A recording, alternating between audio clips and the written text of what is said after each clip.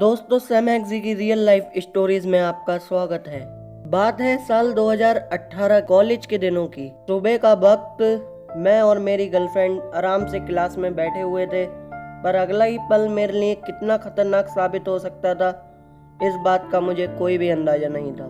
मेरी गर्लफ्रेंड मेरे पास आती है और मुझे आकर बोलती है, मुझे ना आपसे ब्रेकअप करना है, क्योंकि मुझे इस रिलेशनशिप का कोई भी फ्यूचर नजर नहीं आ रहा, और अगर अपना साथ में रहे भी तो वैसे भी कौन सा अपनी शादी होने वाली है।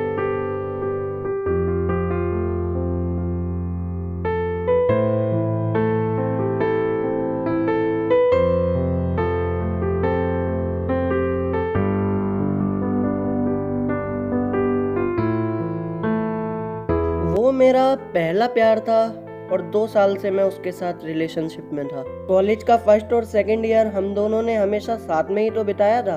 उसके अलावा तो मैं किसी और के बारे में सोच भी नहीं सकता था। जब उसने आकर मुझसे ऐसा बोला तो उसके साथ बिताया हुआ हर पल, हर लम्हा मुझे याद आ रहा था। ऐसा महसूस हो रहा था कि किसी अपने को खो दिया हो। उस दिन की फीलिंग्स को शब्दों में बयां कर पाना शायद पॉसिबल नहीं, पर उस दिन की फीलिंग्स मैं कभी जिंदगी में भी नहीं भूल सकता। वो मेरी जिंदगी का एक ऐसा दौर था जब मैं पूरा पूरा दिन रोया करता था। मैं जब भी उससे बात करने की कोशिश करता था, उसे समझाने की कोशिश करता था, उसे कन्विंस करने की कोशिश करता था, तब मेरी आंखों से आंसू खुद ही निकल जाते थे। यहाँ तक कि उसके सामने, सबके सामने, मैं अपने इमोशंस और आंसुओं को कंट्रोल नहीं कर पाता था। सुबह उठते ही सबसे पहले मुझे उसका ख्याल आता था, रात को उसके सपने, और सुबह उसके साथ ना होने का गम मुझे बहुत ही ज्यादा परेशान करता था। मैं कितनी बार उसके सामने रोया, कितनी बार उसे समझाने की कोशिश की, पर वो नहीं मानी। हालात दिन ब दिन बिगड़ते गए, यहाँ तक कि अब तो मेरे दोस्त भी मेरा मजाक उड़ाने लगे थे कि तू एक लड़की के लिए रोता रहता है।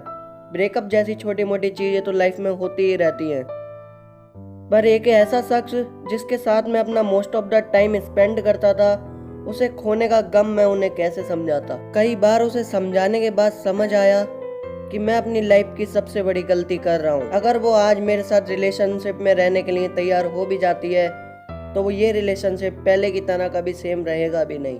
पर उसको भुला पाना भी मुमकिन कहाँ था। दिल ने दिमाग से कहा कि चलो एक बार फिर चलते हैं, एक आखिरी बार उसे कन्विंस करने। शायद दिल के किसी कोने में से आवाज आ रही थी कि शायद वो आखिरी बार में मान ही जाए। एक आखिरी बार मैं फिर जाता हूँ उसे कन्विंस करने के लिए, और हमेशा की तरह फेल हो जाता हूँ उसे कन्विंस करने में। पर यह शायद पहली बार था कि उसे कन्विंस करने के बाद मेरी आंखों में आंसू की जगह चेहरे पे मुस्कुराहट थी। भुला तो शायद मैं उसे कभी भी नहीं पाऊंगा, पर अभी इतना मैच्योर हो चुका हूँ कि अगर वो खुद भी रिलेशनशिप में आना चाहेगी तो मेरे दिल में उसके लिए कोई जगह नहीं।